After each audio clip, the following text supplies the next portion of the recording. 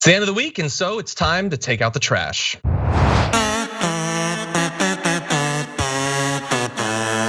So we've got Trashy here, and by the way, I've noticed that on Twitch now, so there was already a garbage person emote, but now there's like a perfect Trashy emote that someone, I don't know who made it. I wanna give them credit, let me know in the chat. Norma? But anyway, it's the time where Brett and I and the audience nominate someone to be thrown into the garbage. Brett, who is your garbage person of the week?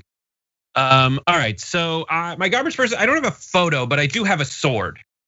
And the reason I have this apparently Las Vegas sword that's actually a back scratcher is because the sword wielding garbage person in Beverly Hills who stood on the corner of what I wanna say is Big Santa Monica and intimidated voters who are trying to just drive by with a Biden sticker on their hubcap, on their bumper. This guy took it upon himself to be the chief a-hole and threaten her life. Go for it. We got you now.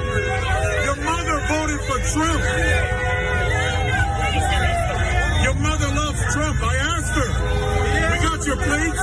We got you. We know who you are now. You're gonna vote for Trump whether you like it or not. You got no choice. You cannot resist Trump. We got you. We got you. I know. Hey, we got our place. What was that? I thought at first that the person was sort of joking, but was that person joking or crazy? It's not really easy to tell the difference. And that's the point, I think. It is behind him is QAnon flag waving, and it's a confluence. It's the any and all strategy of Trump's messaging, I guess, where it's actual people who need help, nihilists who don't care, and folks like this who love attention and are emboldened by this situation. And somewhere in the middle, they get so unmoored from reality that they think this threat to someone's life is okay. And that's a sword? It's a sword. That's why I say he has a sword with Trump on the end of it. Like that's what it is. So he waves something at her and it's literally a sword with Trump on the end of it, with a Trump flag. Basically, my whole life, I've like sort of nurtured a secret wish that we lived in a society where people still wore swords on the street, because I think that would be much cooler than guns. Guns are stupid, swords are awesome. That makes me like it less. Yeah, and that's in LA, you said? That's in Beverly Hills. You just don't want it to be near you. But I've been to protests in LA, and these people, like, I know that we're polarized and tribal and all of that, but then there's also this other thing of people who have totally lost their minds and believe insane things. And that's why it seemed like the person was being cute, like, yeah, you're gonna vote whether you like it or not, you can't resist Trump. But like, for all I know, he's talking about what he thinks is some sort of dark psychic spell that's gonna change all the libs' minds and something pedos. I don't know. It's scary to know that person is probably within 4 miles of me right now. Yeah, with a sword. It's garbage, and I don't know. I've been going into some pretty dark recesses of the internet lately, where people are trying to claim some kind of moral high ground in terms of free speech and what criticism is okay and what's important to criticize right now.